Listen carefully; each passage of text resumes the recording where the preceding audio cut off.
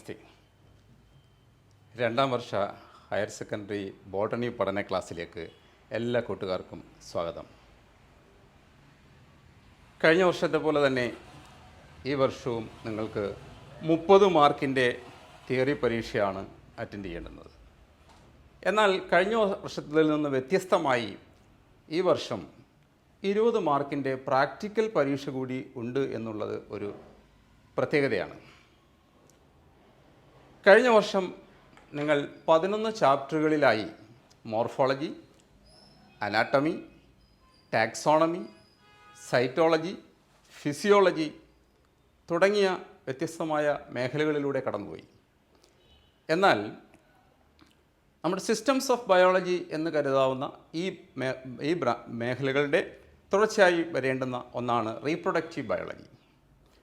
നമ്മൾ ഈ വർഷം ആദ്യ യൂണിറ്റ് തന്നെ റീപ്രൊഡക്റ്റീവ് ബയോളജിയാണ്. റീപ്രൊഡക്റ്റീവ് ബയോളജിയിൽ 4 ചാപ്റ്ററുകളാണ് നമുക്കുള്ളത്. അതിൽ ആദ്യത്തെ 2 ചാപ്റ്റർ ബോട്ടണിയും തുടർന്ന് വരുന്ന 2 ചാപ്റ്ററുകൾ സുവോളജിയുമാണ്. ബോട്ടണിയിൽ വരുന്ന ചാപ്റ്ററാണ് റീപ്രൊഡക്ഷൻ ഇൻ ഓർഗാനിസം എന്ന ചാപ്റ്ററും റീപ്രൊഡക്ഷൻ ഇൻ ഫ്ലവറിംഗ് പ്ലാന്റ്സ് എന്ന ചാപ്റ്ററും. ഇതാണ് ആദ്യ യൂണിറ്റിൻ്റെ ഭാഗമായി വരുന്നത്. തുടർന്ന് ആപ്ലിക്കേഷൻ ബയോളജി എന്ന് വേണമെങ്കിൽ കരുതാവുന്ന strategies for enhancement in food production, biotechnology, principles and processes, then biotechnology and its applications എന്നിങ്ങനെയുള്ള 3 ചാപ്റ്ററുകൾ. ദെൻ ഫൈനൽ യൂണിറ്റായിട്ട് ഇക്കോളജി, അതിൽ organism and populations, ecosystem, environmental issues, ഇങ്ങനെ 8 ചാപ്റ്ററുകൾ ആണ് നമുക്ക് ഈ വർഷം പഠിക്കാനുള്ളത്. അതിൽ കഴിഞ്ഞ വർഷം നമുക്കറിയാം 11 ചാപ്റ്റർ പഠിച്ചുവെങ്കിൽ ഇപ്രാവശ്യം കുറച്ച് ചാപ്റ്റേഴ്സിൻ്റെ എണ്ണം കുറവുണ്ട് എന്ന് മാത്രവുമല്ല കുറച്ചുകൂടി ഇൻട്രസ്റ്റിംഗ് ആയിട്ടുള്ള ആപ്ലിക്കേഷൻ ബയോളജി പഠിക്കുന്നു എന്നുള്ള ഒരു പ്രത്യേകത കൂടിയുണ്ട്. നമുക്കറിയാം 30 മാർക്കിൻ്റെ പരീക്ഷയാണ് നിങ്ങൾ അറ്റൻഡ് ചെയ്യേണ്ടുന്നത് എങ്കിലും ചോയ്സ് ഉൾപ്പെടെ 37 മാർക്കിൻ്റെ ക്വസ്റ്റ്യൻസാണ് ചോദിക്കുന്നത്. ആ അർത്ഥത്തിൽ ഓരോ ചാപ്റ്ററിൻ്റെയും വെയിറ്റേജിനെ കുറിച്ച് പറഞ്ഞാൽ ആദ്യത്തെ ചാപ്റ്ററായ റീപ്രൊഡക്ഷൻ ഇൻ ഓർഗാനിസംസ് എന്ന ചാപ്റ്ററിനാണ് ഏറ്റവും കുറച്ച് മാർക്ക് വെയിറ്റേജ് ഉള്ളത്. അത് കേവലം 2 മാർക്കിലുള്ള ഒരു ചാപ്റ്ററാണ്. തൊട്ടടുത്ത ചാപ്റ്ററായ റീപ്രൊഡക്ഷൻ ഇൻ ഫ്ലവറിംഗ് പ്ലാന്റ്സ് എന്ന ചാപ്റ്ററിനാണ് ഏറ്റവും കൂടുതൽ മാർക്ക് വെയിറ്റേജ് ഉള്ളത്. അത് 5 മാർക്കാണ്. ദെൻ മൂന്നാമത്തെ ചാപ്റ്ററായ strategies for enhancement in food production എന്ന ചാപ്റ്ററിന് 3 മാർക്കും പിന്നീട് അങ്ങോട്ട് വരുന്ന ബയോടെക്നോളജിയുടെ 2 ചാപ്റ്ററുകൾക്കും ഇക്കോളജിയുടെ 3 ചാപ്റ്ററുകൾക്കും 4 മാർക്ക് വെച്ചുമാണ് വെയിറ്റേജ് ഉള്ളത്. അപ്പോൾ ഇങ്ങനെയാണ് 30 മാർക്ക്. നമുക്കറിയാം 37 മാർക്കിനുള്ള ക്വസ്റ്റ്യൻ പേപ്പറാണ് എന്നുള്ളത് കൊണ്ട് തന്നെ മിനിമം വെയിറ്റേജാണ് ഞാനീ പറഞ്ഞത്. ചില ചാപ്റ്ററുകളിലൊക്കെ 1-2 മാർക്കിൻ്റെ അധികം ക്വസ്റ്റ്യൻസ് ചോദിക്കുകയും ചെയ്യാം. അപ്പോൾ നമുക്ക് ഇതിൽ ആദ്യത്തെ ചാപ്റ്ററിലേക്ക് തന്നെ പോകാം. നമുക്കറിയാം ഏതൊരു ഓർഗാനിസവും ജനിച്ചാൽ മരിക്കും. ജനിമരണങ്ങൾക്കിടയിലുള്ള ആ കാലയളവിനെയാണ് ലൈഫ് സ്പാൻ അല്ലെങ്കിൽ ജീവിത കാലയളവ്, ലൈഫ് സ്പാൻ എന്ന് വിളിക്കുന്നത്. അപ്പോൾ നമ്മുടെ പുസ്തകത്തിൽ ആദ്യം തന്നെ പറയുന്നത്, ആദ്യത്തെ പേജിൽ തന്നെ പറയുന്നത് ലൈഫ് സ്പാനിനെ കുറിച്ചാണ്. What is life span? The period between birth and death is called life span. അപ്പോൾ ഈ പീരീഡ് എല്ലാ ജീവജാലങ്ങൾക്കും ഒരുപോലെ അല്ല എന്നും നമുക്കറിയാം. നമ്മുടെ പുസ്തകത്തിലെ 2ാമത്തെ പേജിൽ, ഈ ചാപ്റ്ററിൻ്റെ 2ാമത്തെ പേജിലേക്ക് വന്നാൽ കുറേ ജീവികളുടെ പടവും അതിൻ്റെ ലൈഫ് സ്പാനും കൊടുത്തിട്ടുണ്ട്. ചിലതിൻ്റെയൊക്കെ ലൈഫ് സ്പാൻ പുസ്തകത്തിൽ തന്നെയുണ്ട്, ചിലതിൻ്റെ ലൈഫ് സ്പാനുകൾ നിങ്ങളായി പൂരിപ്പിക്കേണ്ടുന്നതുമാണ്. ഈ ചിത്രം നിങ്ങൾ സശ്രദ്ധം വീക്ഷിക്കേണ്ടതാണ്. കാരണം എൻട്രൻസിനുൾപ്പെടെ മാച്ച് ദ ഫോളോയിങ് ക്വസ്റ്റ്യന് ഇതിൽ പല ജീവികളുടെ പേരും അവയുടെ ലൈഫ് സ്പാനും മാച്ച് ചെയ്യാൻ ചോദിച്ചിട്ടുള്ളതാണ്. ആ അർത്ഥത്തിൽ പുസ്തകത്തിലെ ഈ ചിത്രം ശ്രദ്ധിക്കേണ്ടുന്ന ഒന്നാണ്. അപ്പോൾ ഈ ചിത്രത്തിലേക്ക് നോക്കുമ്പോൾ തന്നെ നമുക്കറിയാം അതിൽ കാക്കയുടെ ലൈഫ് സ്പാൻ 15 വർഷമാണ്. ഏതാണ്ട് അതിൽ നിന്ന് വലിപ്പ വ്യത്യാസമൊന്നും വലിയ വ്യത്യാസമില്ലാത്ത പാരറ്റിൻ്റെ ലൈഫ് സ്പാൻ 140 വർഷവുമാണ്. അപ്പോൾ ലൈഫ് സ്പാൻ ജീവികളുടെ സൈസോ ഒന്നും അനുസരിച്ചല്ല, അതൊരു ഇൻഹറൻറ്റ് ക്യാരക്ടറാണ് എന്ന് ഈ പിക്ചർ കമ്പയർ ചെയ്ത് നോക്കുമ്പോൾ തന്നെ നിങ്ങൾക്ക് മനസ്സിലാവും. അപ്പോൾ ഞാൻ പറഞ്ഞുകൊണ്ട് വന്നത് ലൈഫ് സ്പാൻ എന്ന് പറയുന്നത് the period between birth and death ആണെങ്കിൽ എല്ലാ ജീവജാലങ്ങൾക്കും മരണമുണ്ട് എങ്കിൽ ഒരിക്കൽ ജനിച്ച ജീവി മരിക്കുന്ന സാഹചര്യത്തിൽ ഏതൊരു സ്പീഷീസിൻ്റെയും സർവൈവലിന് റീപ്രൊഡക്ഷൻ അനിവാര്യമാണ്. അവിടെയാണ് റീപ്രൊഡക്ഷൻ്റെ പ്രസക്തി. അപ്പോൾ തന്നെ നമ്മുടെ പുസ്തകത്തിൻ്റെ ഫസ്റ്റ് പേജിൽ ഒരു ചോദ്യം ചോദിക്കുന്നുണ്ട്, why do we say there is no natural death for single celled organisms? എല്ലാ ജീവികളും മരിക്കുമെന്ന് പറയുമ്പോഴും ഏകകോശ ജീവികൾക്ക് സ്വാഭാവിക മരണമില്ല എന്ന് പറയുന്നത് എന്തുകൊണ്ട്? Why do we say there is no natural death in single celled organisms? ഈ പടത്തിലേക്ക് നോക്കിയാൽ നിങ്ങൾക്ക് കാണാം, ഇവിടെ ഒരു അമീബയുടെ ചിത്രം നിങ്ങൾക്ക് കാണാം. അമീബയെ പോലെയുള്ള ഏകകോശ ജീവികൾ അവയുടെ സെല്ല് പൂർണ്ണമായി വളർച്ചയെത്തി മെച്ചുറായി കഴിഞ്ഞു കഴിഞ്ഞാൽ സാധാരണ നമ്മളുടെയൊക്കെ കേസിൽ സംഭവിക്കുന്നത് പോലെ ഒരു ഫിസിക്കൽ ഡെത്ത് ഇല്ല. പകരം മെച്ചുറായ സെല്ല് ഡിവൈഡ് ചെയ്ത് അത് ബൈനറി ഫിഷനിലൂടെ ഡിവൈഡ് ചെയ്ത് രണ്ടായി മാറുകയും ഓരോ സെല്ലും പുതിയ ഇൻഡിവിജ്വലായി വളരുകയും ചെയ്യുന്നു. അതുകൊണ്ടാണ് അവയ്ക്ക് ഫിസിക്കൽ ഡെത്ത് ഇല്ല എന്ന് പറയുന്നത്. So in the case of unicellular organisms, when the cell mature it divides to 2 daughter cells and each cell function as new individual.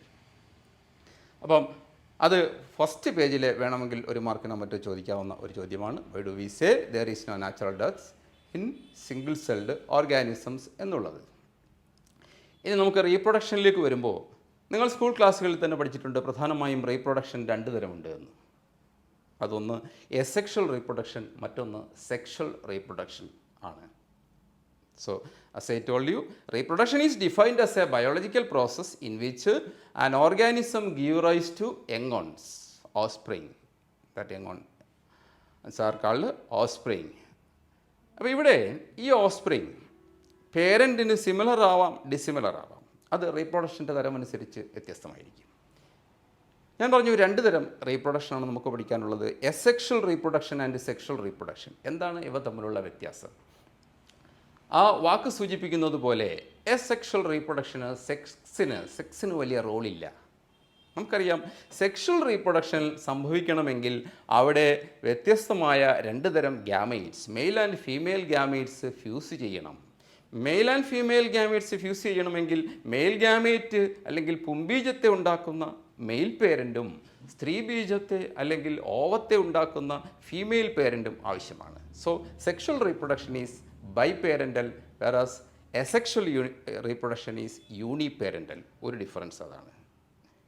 അതുപോലെ തന്നെ പറഞ്ഞതിൽ തന്നെ വന്നു, എസെക്ഷൽ റീപ്രൊഡക്ഷനിൽ ഗ്യാമീറ്റ്സിന് യാതൊരു റോളുമില്ല. ഏതെങ്കിലും ഒരു പേരൻറ്റിൻ്റെ, ഒരു പ്ലാന്റിൻ്റെ ബോഡിയിൽ നിന്ന് നേരിട്ട് സ്പോറുകൾ വഴിയോ മറ്റെന്തെങ്കിലും മാർഗ്ഗങ്ങൾ ഉപയോഗിച്ചോ നേരിട്ട് പുതിയൊരു ഓസ്പ്രിങ് ഉണ്ടാവുകയാണ് അവിടെ ചെയ്യുന്നത്. So gametes are not involved, sexual റീപ്രൊഡക്ഷനിൽ ഗ്യാമീറ്റ്സ് ആർ ഇൻവോൾവ്ഡ്. അതേപോലെ തന്നെ നമുക്കറിയാം, എസെക്ഷൽ റീപ്രൊഡക്ഷനിൽ ഗ്യാമീറ്റ്സ് ഫ്യൂസ് ചെയ്യാത്തത് കൊണ്ട് തന്നെ ഫസ്റ്റ് ഇയറിൽ നമ്മൾ മിയോസിസ് പഠിച്ചപ്പോൾ പഠിച്ച റീകോമ്പിനേഷന് ഉള്ള സാധ്യതയില്ല. അതുകൊണ്ട് എസെക്ഷൽ റീപ്രൊഡക്ഷനിൽ ഉണ്ടാകുന്ന സന്തതികൾ പേരൻറ്റിന് സിമിലർ ആയിരിക്കും.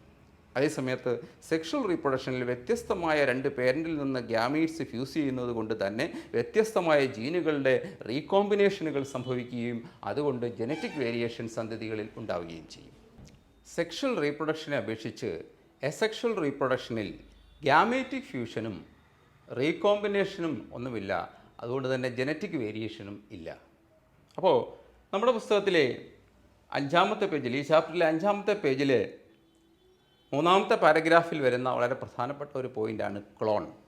So what are clones? Clone is used to describe such morphologically and genetically similar individual. Gametic fusion ഇല്ലാത്തതുകൊണ്ട്, ജനറ്റിക് വേരിയേഷൻ ഇല്ലാത്തതുകൊണ്ട് ഈ ചിത്രത്തിൽ കാണിച്ചിരിക്കുന്നത് പോലെ ഒരു പേരൻറ്റിൽ നിന്നുണ്ടാവുന്ന എല്ലാ സന്തതികളും ജനറ്റിക്കലിയും മോർഫോളജിക്കലിയും സിമിലർ ആണ് എങ്കിൽ such genetically and morphologically similar individuals are called clones. അത് ഷോർട്ട് നോട്ടിനും മറ്റും ചോദിക്കാവുന്ന വളരെ പ്രധാനപ്പെട്ട ഒരു പോയിൻ്റാണ് ക്ലോൺസ്. ഇനി നമുക്ക് എസെക്ഷൽ റീപ്രൊഡക്ഷൻ കുറിച്ച് അല്പകാര്യങ്ങൾ ഡീറ്റെയിൽ ആയിട്ട് പഠിക്കാം. അഡ്വാൻസ്ഡ് ഓർഗാനിസംസ് ആയ മോസ്റ്റ് ഓഫ് ദി ആനിമൽസിലും അതുപോലെ തന്നെ ആൻജിയോസ്പേമസ് പ്ലാന്റ്സിലുമൊക്കെ കൂടുതലും സെക്ഷൽ റീപ്രൊഡക്ഷൻ നടക്കുന്നുവെങ്കിൽ പ്രിമിറ്റീവ് ഓർഗാനിസംസിലും അല്ലെങ്കിൽ ഏകകോശ ജീവികളിലും സ്ട്രക്ചറലി അത്ര വെൽ ഓർഗനൈസ്ഡ് അല്ലാത്തതുമായ ജീവജാലങ്ങളിലാണ് എസെക്ഷൽ റീപ്രൊഡക്ഷൻ നടക്കുന്നത്. ഇവിടെ ചില വ്യത്യസ്തമായ ഏകകോശ ജീവികളിലും മറ്റും കാണപ്പെടുന്ന എസെക്ഷൽ റീപ്രൊഡക്ഷനെ നമുക്ക് പരിചയപ്പെടാം. ഈ ചിത്രത്തിൽ കാണുന്നത് ആദ്യം നമുക്ക് ക്ലാമിഡോമോണസ് കാണാം. ഇത് ഒരു യൂണിസെല്ലുലാർ ആൽഗിയാണ്. ഈ ക്ലാമിഡോമോണസിൽ വെൻ ദ സെൽ മെച്വർ അതിനകത്ത് ചിത്രത്തിൽ കാണുന്നത് പോലെ ബൈഫ്ലാജലേറ്റ് ആയിട്ടുള്ള സൂസ്പോറുകൾ അതിൽ നിന്നുണ്ടാവുകയും ഈ സൂസ്പോർ അതിൻ്റെ സെൽ പൊട്ടി ലിബറേറ്റ് ചെയ്യുകയും ആ ഓരോ സൂസ്പോറുകളും പുതിയ ക്ലാമിഡോമോണസായി മാറുകയും ചെയ്യുന്നതാണ് asexual reproduction by zoospores in Chlamydomonas. രണ്ടാമതായി മുമ്പ് പറഞ്ഞത് തന്നെയാണ് അമീബയിൽ ബൈനറി ഫിഷൻ നമുക്ക് കാണാം.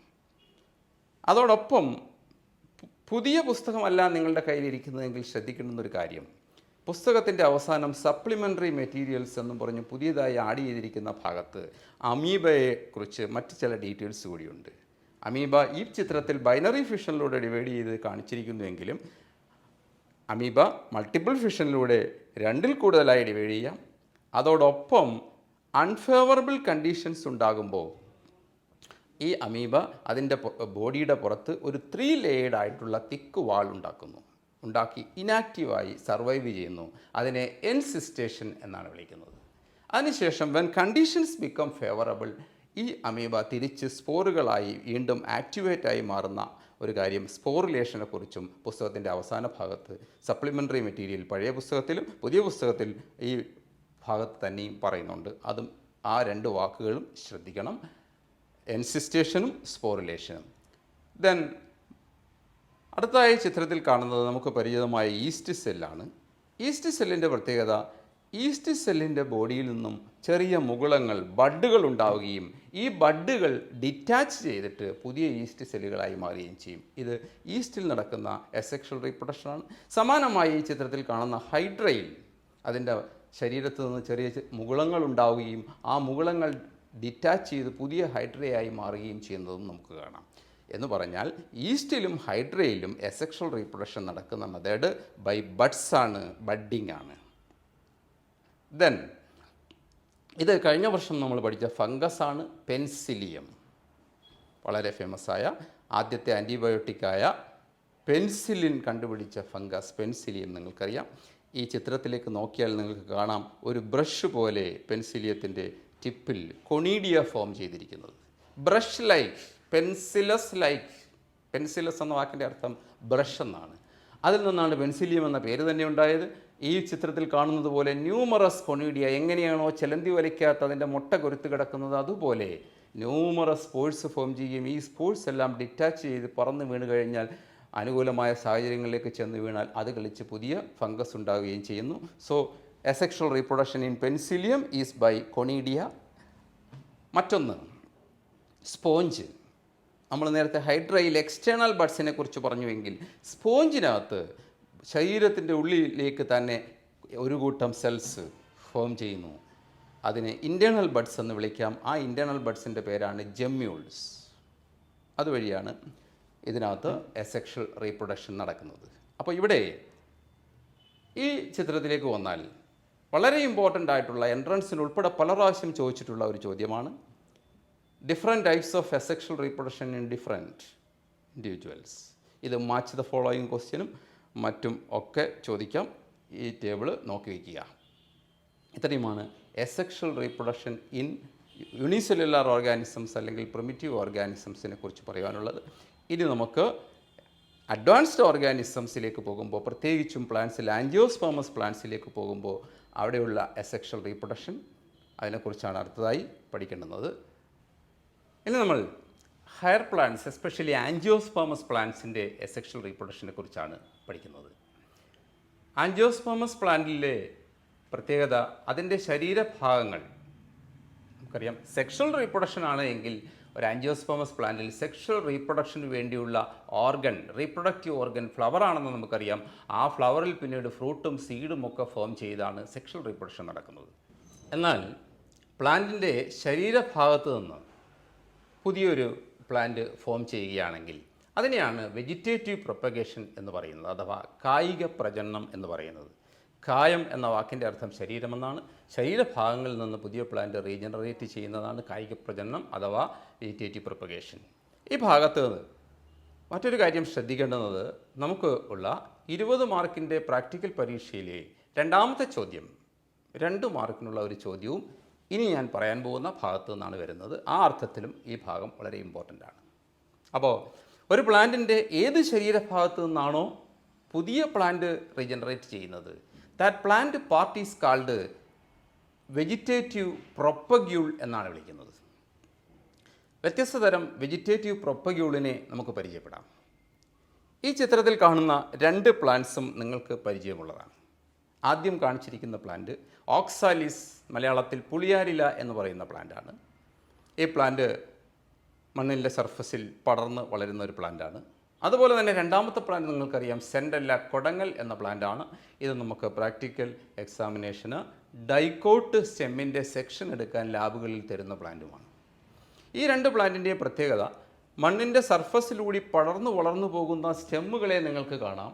ഇത്തരത്തിലുള്ള സ്റ്റെമ്മുകൾ ഒരു നോഡിൽ നിന്ന് അടുത്ത നോഡിലേക്ക് പോവുകയും അവിടെ നിന്ന് പൊട്ടി വളർന്ന് നാലുപാടെയും പടർന്നു വളരുകയും ഈ രീതിയിൽ പ്ലാന്റിൻ്റെ ലാർജ് സ്കെയിൽ പ്രൊപ്പഗേഷന് സഹായിക്കുന്ന ഈ വീക്കായിട്ടുള്ള സ്റ്റെമ്മുകളെ വിളിക്കുന്ന പേരാണ് റണ്ണർ. ഈ 2 പ്ലാന്റിലും റണ്ണർ എന്ന വെജിറ്റേറ്റീവ് പ്രൊപ്പഗ്യൂളാണ് ഉള്ളത്. അടുത്തതായി നമുക്ക് പരിചയമുള്ളതാണ് ജിഞ്ചർ, ടർമറിക് മഞ്ഞൾ, ഇഞ്ചി, മഞ്ഞൾ, ബനാന ഇവയിലൊക്കെ മണ്ണിനടിയിലൂടെ പ്രോസ്ട്രേറ്റ്ലി ഗ്രോയിങ് തിക്ക് ഫ്ലഷ് സ്റ്റെംസ് നമുക്ക് കാണാം. ഇത്തരം സ്റ്റെമ്മുകളിൽ നിന്ന് പുതിയ പ്ലാന്റ്സ് റീജനറേറ്റ് ചെയ്യുന്ന ഈ അണ്ടർഗ്രൗണ്ട് സ്റ്റെമ്മുകളെ വിളിക്കുന്ന പേര് റൈസോം എന്നാണ്. അപ്പോൾ ഈ പ്ലാന്റുകളിലെ വെജിറ്റേറ്റീവ് പ്രൊപ്പഗ്യൂൾ റൈസോമാണ്. അടുത്തായി ചിത്രത്തിൽ കാണിച്ചിരിക്കുന്നത് നിങ്ങൾക്കറിയാം സവാള ഒനിയനാണ്.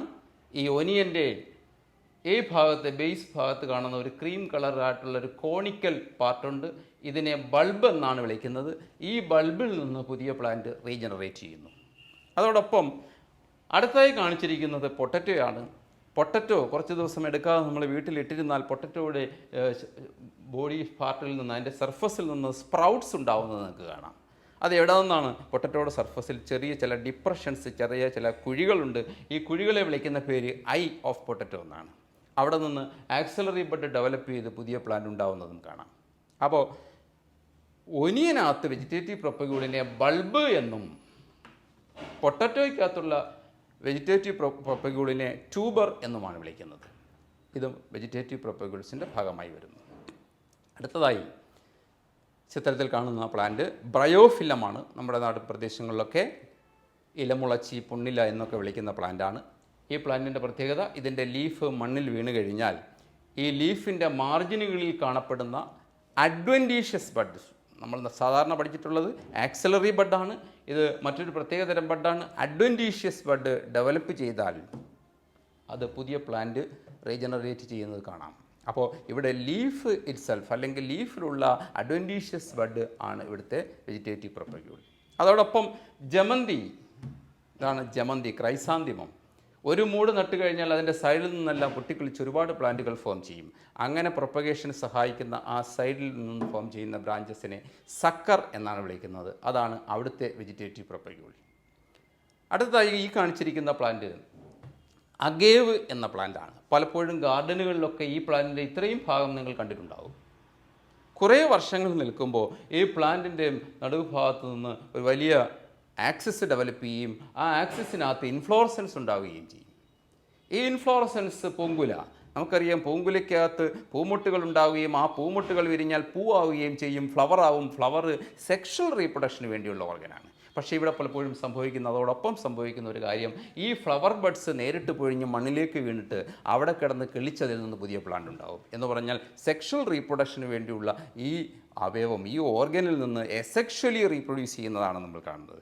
അത്തരത്തിൽ അഗേവ് എന്ന പ്ലാന്റിൽ എസെക്ഷൽ റീപ്രൊഡക്ഷൻ അല്ലെങ്കിൽ വെജിറ്റേറ്റീവ് പ്രൊപ്പഗേഷന് സഹായിക്കുന്ന ഇത്തരം സ്ട്രക്ചറുകളെ വിളിക്കുന്ന പേര് ബൾബിൽ എന്നാണ്.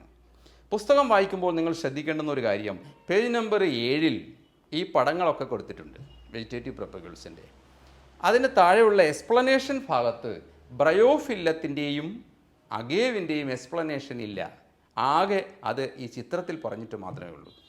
എന്നാൽ ഒട്ടേറെ പ്രാവശ്യം ഈ മാച്ച് ദ ഫോളോയിങ്ങിനോ അതേപോലെ തന്നെ identify the relation and fill in the blanks, for example agave bulbil, Bryophyllum dash leaf bud എന്നിങ്ങനെ രീതിയിൽ ഐഡൻറ്റിഫൈ ദ റിലേഷൻ ക്വസ്റ്റ്യന് ഈ വെജിറ്റേറ്റീവ് പ്രൊപ്പഗ്യൂൾസിൽ നിന്ന് ക്വസ്റ്റ്യൻ ചോദിക്കാറുണ്ട്. മാച്ച് ദ ഫോളോയിങ്ങിനും ഐഡൻറ്റിഫൈ ദ റിലേഷൻ ക്വസ്റ്റ്യനും. ആ അർത്ഥത്തിൽ പടം ഉൾപ്പെടെ ചിത്രം ഉൾപ്പെടെ നിങ്ങൾ ശ്രദ്ധിക്കണം. ഇനി ഈ പ്ലാന്റിലേക്ക് വരുമ്പോൾ നമുക്കെല്ലാം പരിചയമുള്ള ഒരു പ്ലാന്റാണിത്. കുളവാഴ എന്നറിയപ്പെടുന്ന, വാട്ടർ ഹയാസിന്ത് എന്ന് കോമൺ നെയിമുള്ള, ഐക്കോർണിയ എന്ന് ബൊട്ടാണിക്കൽ നെയിമുള്ള ഈ പ്ലാന്റ്. പേജ് നമ്പർ 8 വരുമ്പോൾ 8 ഫസ്റ്റ് പാരഗ്രാഫ് തുടങ്ങുന്നത് തന്നെ എങ്ങനെയാണ്? You must have heard about the scourge of water bodies or terror of Bengal.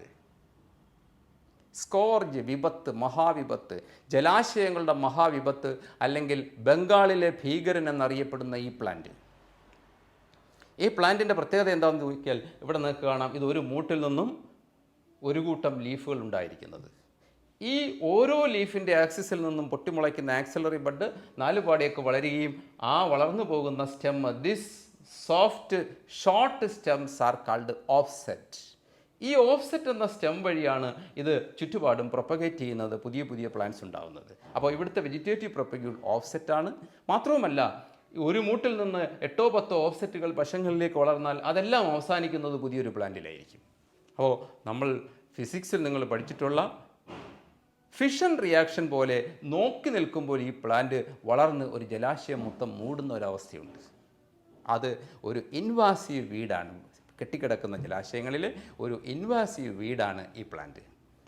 അപ്പോൾ ഇവിടെ ഇമ്പോർട്ടൻ്റ് ആയിട്ടുള്ളൊരു ചോദ്യം വരുന്നത്, നെയിം ദ പ്ലാന്റ് അല്ലെങ്കിൽ identify the plant known as scourge of water bodies or terror of Bengal എന്ന് വിളിക്കുന്ന പ്ലാന്റ് ഏതാണ്?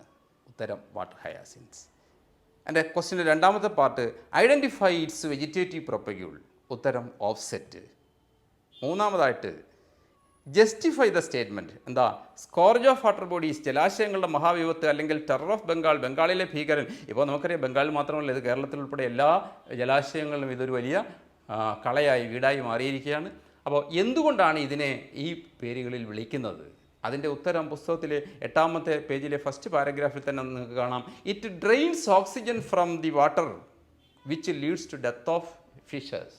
ഇത് വളരുന്ന ജലാശയത്തിൽ ഇതിൻ്റെ മൂട്ടിൽ നിന്നും താഴേക്ക് തൂങ്ങിക്കിടക്കുന്ന റൂട്ടുകൾ ജലത്തിൽ ഡിസോൾവ് ചെയ്തിരിക്കുന്ന ഓക്സിജൻ വലിച്ചെടുക്കുക വഴി ആ ജലത്തിലുള്ള ഡിസോൾഡ് ഓക്സിജൻ്റെ അളവ് വല്ലാതെ കുറയുകയും ആ ജലത്തിൽ ജീവിക്കുന്ന ഫിഷസ് ഉൾപ്പെടെയുള്ള മറ്റെല്ലാ ജീവജാലങ്ങളുടെയും നാശത്തിന് അത് കാരണമാവുകയും ചെയ്യും എന്നുള്ള ഒരു പോയിൻ്റ് നമ്മുടെ പുസ്തകത്തിലുണ്ട്. ഇതല്ലാതെ ഒട്ടേറെ പോയിന്റുകൾ, ഇത് എങ്ങനെ ഒരു അക്വാട്ടിക് ഇക്കോസിസ്റ്റത്തെ നശിപ്പിക്കുന്നു എന്നുള്ളതിന് ഒട്ടേറെ പോയിന്റുകളുണ്ട്. അതിലേക്കൊന്നും തൽക്കാലം ഞാൻ പോകുന്നില്ല. ഇത്രയുമാണ് വെജിറ്റേറ്റീവ് പ്രൊപ്പഗേഷൻ്റെ ഭാഗമായി നമുക്ക് പഠിക്കാനുള്ളത്. ഇത് പ്രധാനപ്പെട്ടൊരു കാര്യം ഞാൻ മുമ്പ് പറഞ്ഞു, നമ്മുടെ പ്രാക്ടിക്കൽ എക്സാമിനേഷൻ്റെ ക്വസ്റ്റ്യൻ പേപ്പർ എടുത്താൽ ഈ ക്വസ്റ്റ്യൻ പേപ്പറിലെ 2ാമത്തെ question, observe the given specimen B, name the vegetative propagule. Observe the given specimen B. പരീക്ഷയ്ക്ക് ബി എന്ന് പേരെഴുതി ടേബിളിൻ്റെ മുകളിൽ നമ്മൾ ഈ പഠിച്ച ഏതെങ്കിലും വെജിറ്റേറ്റീവ് പ്രൊപ്പഗ്യൂൾ, ഇഞ്ചി അല്ലെങ്കിൽ പൊട്ടറ്റോ അല്ലെങ്കിൽ സവാള, ഒനിയൻ തുടങ്ങിയ ഏതെങ്കിലും സ്പെസിമെൻ വെച്ചിരിക്കും. ക്വസ്റ്റ്യൻ്റെ 3 പാർട്ട് ശ്രദ്ധിക്കണം. A, name the vegetative propagule, 1/2 മാർക്കിന്. ഇപ്പോൾ ഇഞ്ചിയാണ് വെച്ചിരിക്കുന്നതെങ്കിൽ നിങ്ങൾ വെജിറ്റേറ്റീവ് പ്രൊപ്പഗ്യൂളിൻ്റെ പേര് റൈസോം എന്ന് എഴുതുമ്പോൾ 1/2 മാർക്ക് കിട്ടും. Which plant part is modified? Stem, 1/2 mark കിട്ടും. ഡ്രാ എ നീറ്റ് ലേബിൾഡ് ഡയഗ്രാം, പടം വരയ്ക്കുമ്പോൾ 1 മാർക്കും കിട്ടും. ഇങ്ങനെ 2 മാർക്കിനുള്ള ഒരു ചോദ്യം ഈ ഭാഗത്തു നിന്നുണ്ട്. പ്രാക്ടിക്കലിന് വേണ്ടിയുള്ള ഒരു നോട്ടാണ് ഞാൻ എഴുതി കൊടുത്തിരിക്കുന്നത്. ഇവിടെ നിങ്ങൾക്ക് നോക്കിയാൽ കാണാം, ഇതേപോലെ ആൻസർ കൊടുത്തിട്ടുണ്ട്, ക്വസ്റ്റ്യൻ കൊടുത്തിട്ടുണ്ട്, ആൻസർ കൊടുത്തിട്ടുണ്ട്. ഇത് പ്രാക്ടിക്കലിന് വേണ്ടിയും നിങ്ങൾ ഇതോടൊപ്പം ശ്രദ്ധിക്കണം എന്നാണ് പറയുവാനുള്ളത്. അപ്പോൾ തിയറിക്കും പ്രാക്ടിക്കലിനും വളരെ ഇമ്പോർട്ടൻ്റ് ആയിട്ടുള്ള ഒരു ഭാഗമാണ് വെജിറ്റേറ്റീവ് പ്രൊപ്പഗേഷൻ അല്ലെങ്കിൽ വെജിറ്റേറ്റീവ് പ്രൊപ്പഗ്യൂൾസിനെ കുറിച്ചുള്ള പഠനം. ഇത്രയും കാര്യങ്ങളാണ് ഈ ചാപ്റ്ററിലെ അസെക്ഷൽ റീപ്രൊഡക്ഷൻ്റെ ഭാഗമായി നമുക്ക് പഠിക്കുവാനുള്ളത്. തുടർന്ന് സെക്ഷൽ റീപ്രൊഡക്ഷനിലേക്കാണ് പോകുന്നത്. അത് നമുക്ക് അടുത്ത എപ്പിസോഡിൽ അതിനെക്കുറിച്ച് പഠിക്കാം. നമസ്കാരം.